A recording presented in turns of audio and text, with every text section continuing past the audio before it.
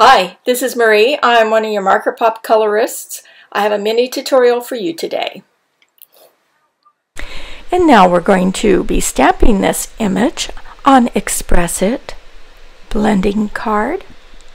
And I'm using Memento Tuxedo Black. It's very compatible with your alcohol ink markers.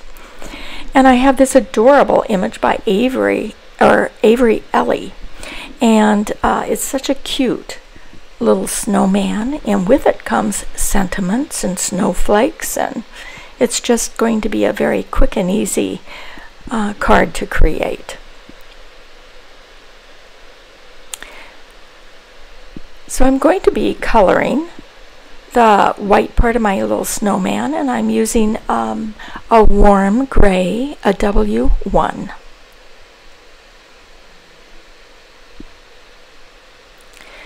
Now you don't want to really color too much into your snowman, or it will give it more of a dirty look to this. You will want it to be a white snowman. You can color the bottom with your W1, but I wanted to reflect a little bit of light off the snow, so I wanted to show you you can also down there use a cooler color, which was like a B000. But going back up to the snowman, I'm picking up the color, and I'm going to be having a red scarf, a red hat, so I wanted to use a warm gray. So back to my W1. The shadow again reflecting off the red of the scarf and the red from the hat. You apply just a little of this in the corners or the outer edge if you're wanting more of a cylindrical look, and then just lightly flick toward the center of your snowman, your highlight area. Keeping it very light touch. And this is just so you don't see any lines ending. It all just kind of blends together. You could have colored your shadow on your bottom with your W1 as well, but I just wanted to show you that you can pick up colors of shadows based on your surrounding environment, and if it was snow, it could be a cool blue.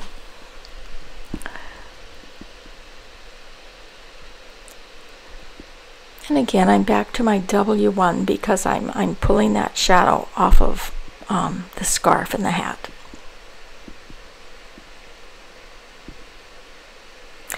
I have my shadow, my highlights kind of coming from your right side, and I'll also be picking up a little bit of highlight at the very end of tip of the scarf as well. I'm applying a base coat just for ease with blending, and that is my R2O. You can do this very light, it doesn't have to be smooth. Again, go over it only once so that you don't get too dark. Every time you go over it, it will lay down additional particles and darken your color, so keep it light. I like to map out my shadows and see if I like it or if I need to change it, so I will use my lightest mid-tone to just map the area that I want for my shadow. Areas under the little arm, under the hat, in that corner between the hat and the arm, and the other outer edges of my scarf, so I get a rounded look.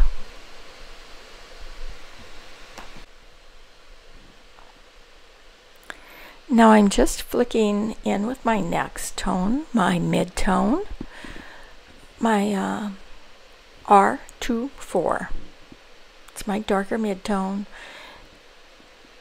Now I'm going not quite as far as I did with my R22. And now I'm going to go ahead. I'm pleased with where my shadows are, so I'm applying my very darkest shadow, but I'm not extending it quite as far as I did my other. And what I like to do is apply my light base coat, my lightest mid-tone to map my shadows. I may use my next darker or my shadow at that point. And then I like to work my way down, blending from my darkest shadow to my midtones and then to my highlight. I'm cleaning off the tip of my R2O because I don't want to transfer any darker color really into my highlight. I want to make sure my nib is clean. Now I'm going to repeat that very same process with the hat.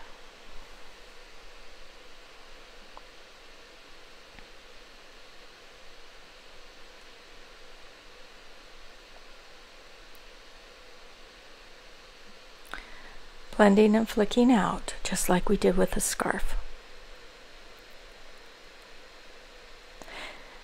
And now what we're going to do is show you how I do an extreme warm gray shadow.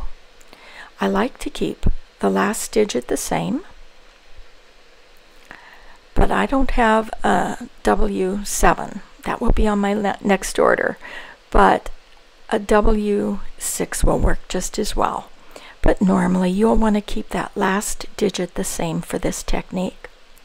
And you will sandwich it between your darkest shadow, your R27, then your W6 or 7 if you have it, and then your R27 on top. Keep this intense shadow extremely, use it sparingly, because a little bit goes a long way. You really just want it to pump up your image dimensionally. You don't want it to be overwhelming.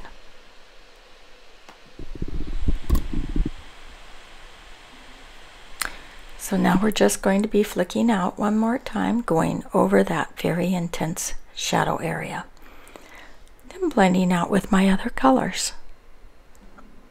I'm applying some ground, now some snow, with a very light B000, and I'm taking a multiliner 0.03 and creating a little bit of more snow in the background.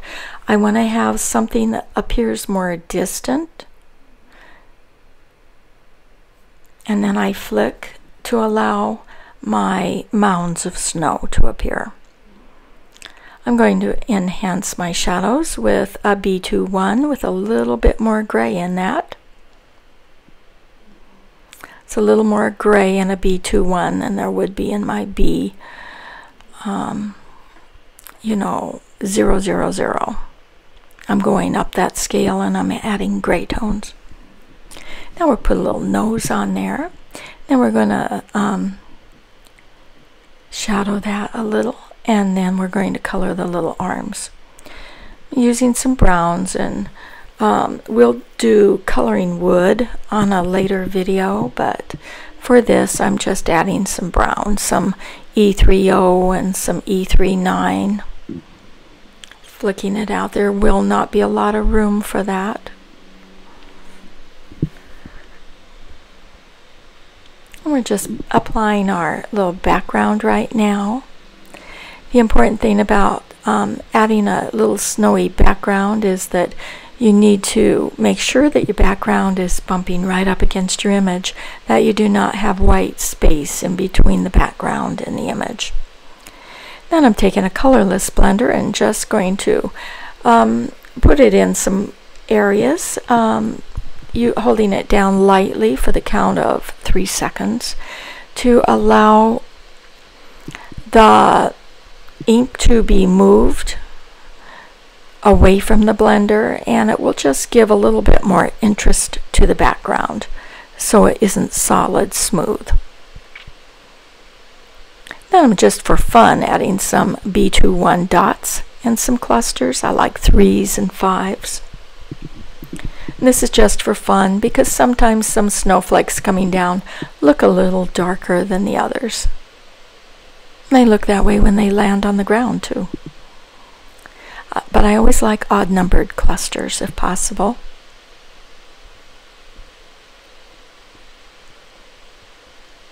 I put a little bit on the snowman.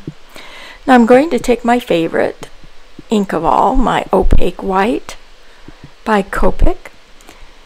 This is water soluble, And you might sometimes have to thin it down a little bit, but stir it well before you use it.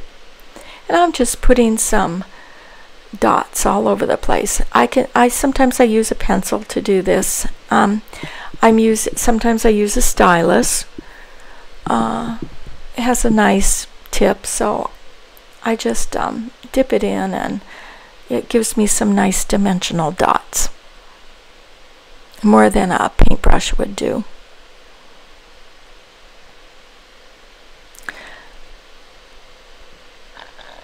Now I'm going to show you some sparkly Wink of Stella. The silver, I just wanted to add some fun color to the little buttons. You could use that if you wanted. It's a flexible brush end, and it doesn't show up usually really well on film, but in person it's really super cute. Or you can add some stickles. But there you go. I hope you give it a try. It's a fun image. You can create a lot of cards and tags with this cute image. Now, if you see on YouTube, I hope you like, that you share, and that you would subscribe. And thank you for watching.